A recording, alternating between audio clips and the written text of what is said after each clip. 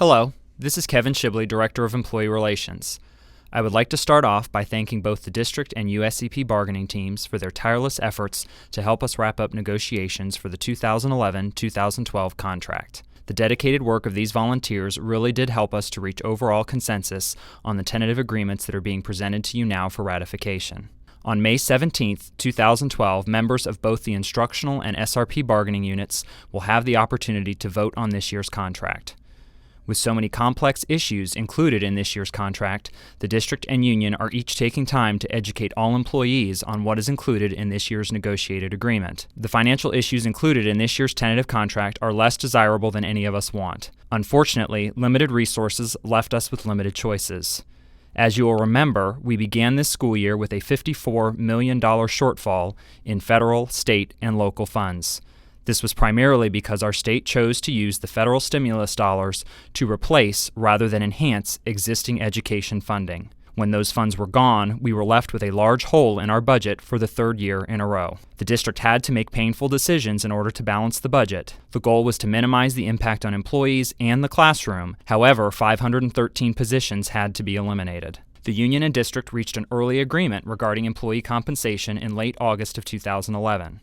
As part of this agreement, the district agreed to continue paying 100% of the employee HMO health care package without employee contributions for the 2011-2012 school year, and other benefits, such as life insurance, were maintained at previously funded levels.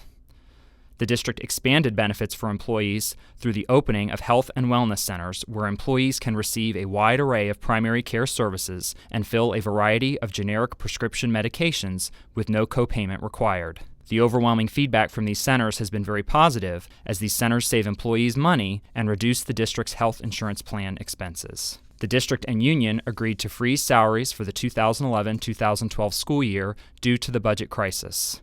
All SRP and instructional employees received 2 furlough days, and all administrators and non-bargaining employees received 3 furlough days. Both sides agreed to language regarding the implementation of these furlough days prior to the start of the school year. The bargaining teams attempted to minimize the financial hardship for employees by having the furlough deduction spread throughout each paycheck for the entire year.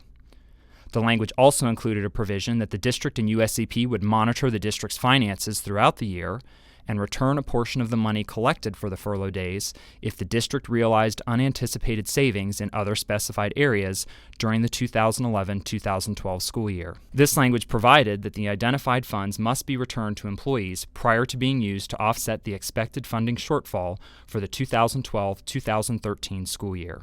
The district self-insures its health insurance and pharmacy programs as a cost-saving measure. As part of this process, the district is required to have a health insurance reserve fund.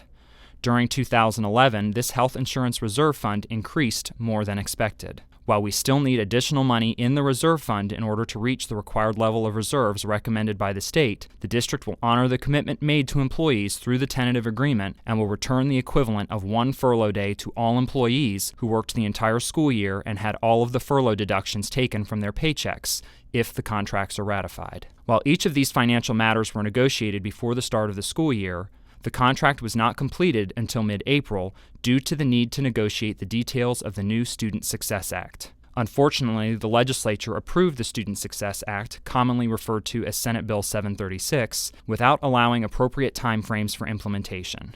While many aspects of the Student Success Act are mandated in law, the district and union worked closely together to create a system that was as fair as possible within the confines of the law. The district shares many of the concerns that teachers have expressed regarding the new evaluation system. However, many of these provisions are mandated by law and cannot be changed by the district. For example, the district is required to base 50% of the evaluation on the value-added model developed by the state. For this year, the state has only provided a value-added model based upon reading and math FCAT results. For teachers that do not teach in FCAT-related areas, school-wide data will be utilized. The district implored the legislature to avoid implementing this new evaluation system until value-added models were available for every course, as is required in the law. However, they mandated implementation for this year. Here are some examples of where the district and union were able to take advantage of some of the flexibility provided for in the law.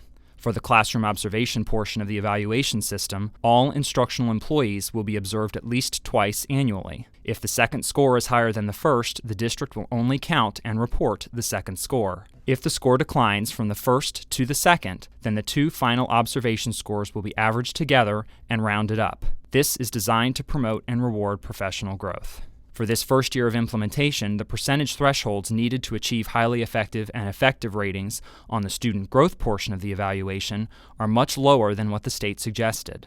The state approved our lower thresholds for this year, but it is unknown whether or not they will raise the threshold in future years. The desire was to set achievable goals, especially as employees learn how to utilize these new observation and evaluation instruments.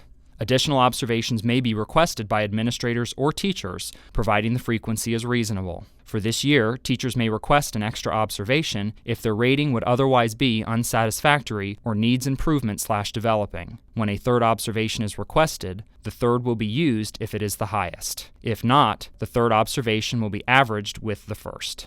A teacher has the right to schedule a follow-up meeting where the observation process and/or ratings that were issued can be discussed in more detail. A teacher has the right to have his or her union representative present at the follow-up meeting. The contract's normal grievance procedure remains intact and can be used to address alleged violations of the contract. Please understand that whether or not the contract is ratified, the district will still have to move forward with implementation of a new teacher evaluation system that meets the requirements of the law. The requirements of the Race to the Top grant mirror much of the same language that appears in the Student Success Act, including the new teacher evaluation system. The district and USCP must submit a signed agreement on these provisions by June 30th, 2012, in order to receive the remaining $6 million in the Race to the Top grant. If the district does not show evidence of a ratified agreement prior to this June 30, 2012 cutoff date, the state has indicated that it will terminate the district's participation in the grant, and implementation will need to occur without the benefit of the remaining $6 million in grant funding. To be clear, the district would still have to implement many of these provisions, including the new teacher evaluation system. We just would not have the funding provided by Race to the Top. This scenario would further complicate the district's financial problems for the 2012-2013 school year. The district is in the process of working on the budget for the 2012-2013 school year. As was recently shared with all employees, the district faces a $25.6 million shortfall. As was the case last year, there are no easy options before the board when determining how to balance the budget. We acknowledge the hardship that our employees have faced over the past several years of budget cuts, and will do our best to prioritize the needs of students and employees when making these difficult decisions. The Employee Budget Committee has begun to review cost-saving measures for the 2012-2013 school year, and the board will hold a series of budget workshops later this spring to consider all options that have been presented. As this process unfolds, information will be shared with all staff members. Our goal is always to ensure the budget-cutting process will be as open and transparent as possible. Thank you again for your time and service to our school system.